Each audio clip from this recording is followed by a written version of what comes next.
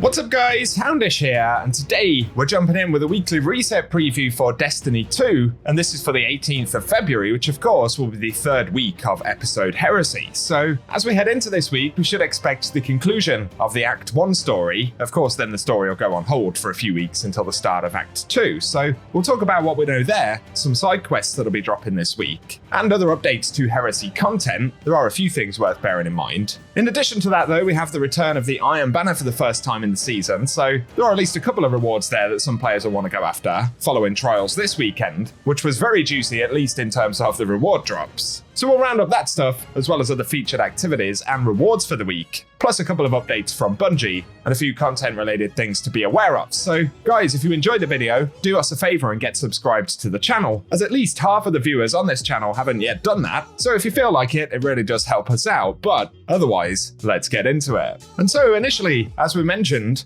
we are going to get the final set of steps for the Episode 3 Act 1 storyline right here this week. So as far as we understand it, this will be the final week of story until Act 2 begins, which will be on the 11th of March. Not too far away, really. We won't go into spoiler territory regarding the quest steps this week, but it would appear that we'll get some sort of side quests as part of the weekly quest this time around, where we'll be hunting some high-value targets. And that side quest will have an additional reward in the form of a legendary ship, at least according to the database. So that'll be interesting. And beyond that, there'll also be a mission this week as part of the story, and a conclusion for this first chunk of Heresy storytelling. So I'm curious to check that out, and I'll keep you guys posted if there's anything important to be aware of. In terms of the weekly challenges this week though, firstly, we have Echoed Warnings Part 3 to complete the story for Act 1. Then additionally, there's Heretical Arsenal to defeat combatants with grenade launcher final blows, and we get bonus progress in episode Heresy activities or defeating Guardians. And this challenge offers a special Masterwork reward with an additional origin trait. And this time around, it will be Psycho Pump, so that'll be a good one to go after if you need it. Otherwise, we have Dreadnought Secrets to complete secrets around the Nether, and that will drop another Curio of the 9, which, as far as I understand, we still don't know what that's going to do yet, but worth stacking them up and, of course, keeping hold of them. Additionally, though, we have Shock Density to defeat combatants with arc or void damage in the Nether, and we get bonus progress when empowered by one of the following boons, so that includes Herald of Sky, Paracausal Siphon, and Finishing Void.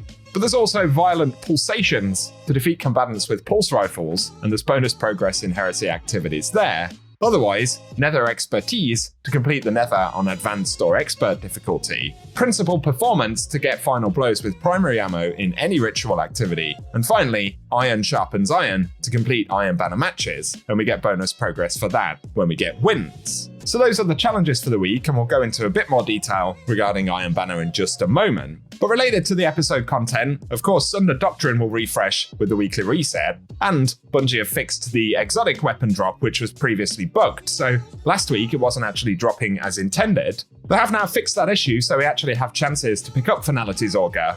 And if you have time ahead of the reset, keep in mind, after Thursday, I think it was, Bungie actually renewed the drop chance for the Dungeon Exotic because it wasn't working properly. So if you haven't run that for a few days, it might be that you still have a chance to get the Exotic after the update that Bungie dropped. Otherwise, those chances will renew at the weekly reset regardless. So good luck if you are still on the hunt. Over on the Pale Heart though, if you're after Pinnacle Power, keep in mind, we'll get a reset for the drop on the co-op missions. On top of that, we still have Salvation's Edge, which apparently doesn't advertise a Pinnacle drop, but still actually has one, so that's worth keeping in mind.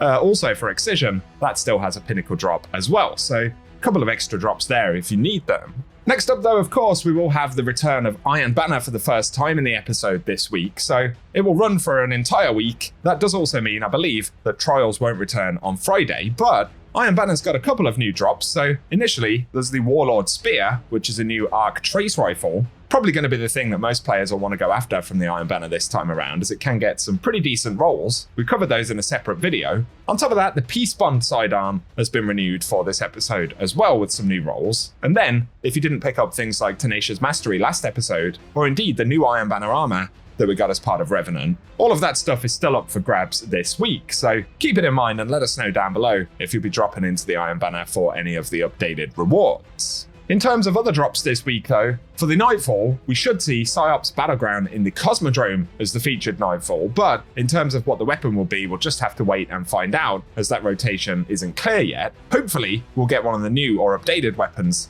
this time around. We do have the new Void rocket-assisted frame sidearm and, of course, the updated Palindrome, so with a bit of luck, we'll get one of those featured, but I'll keep you posted with that at the weekly reset.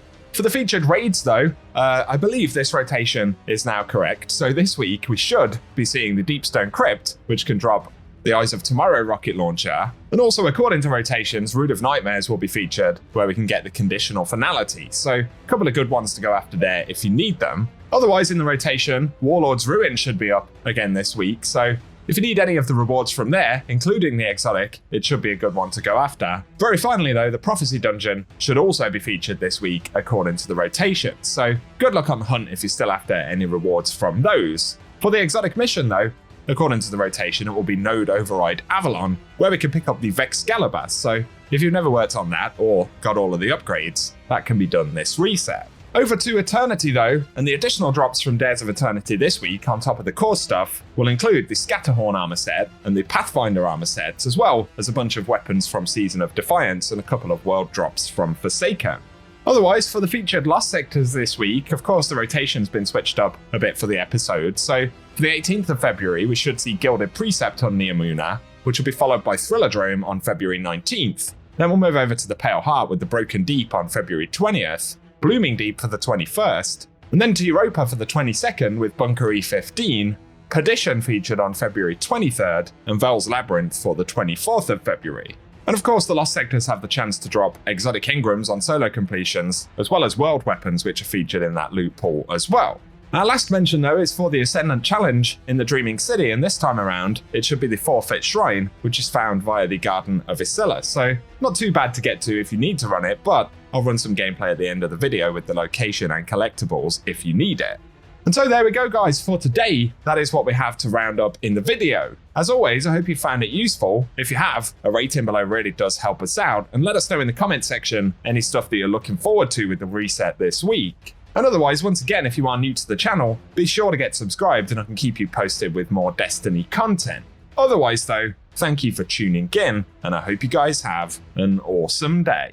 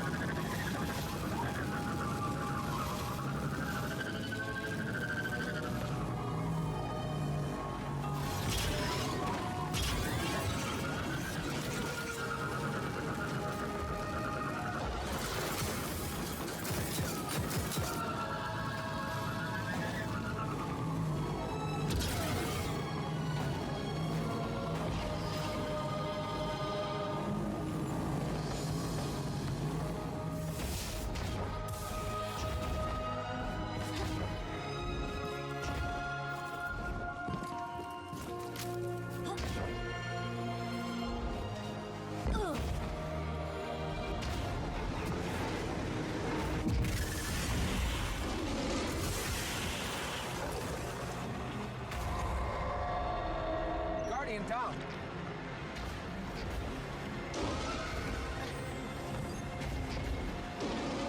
Guardian down.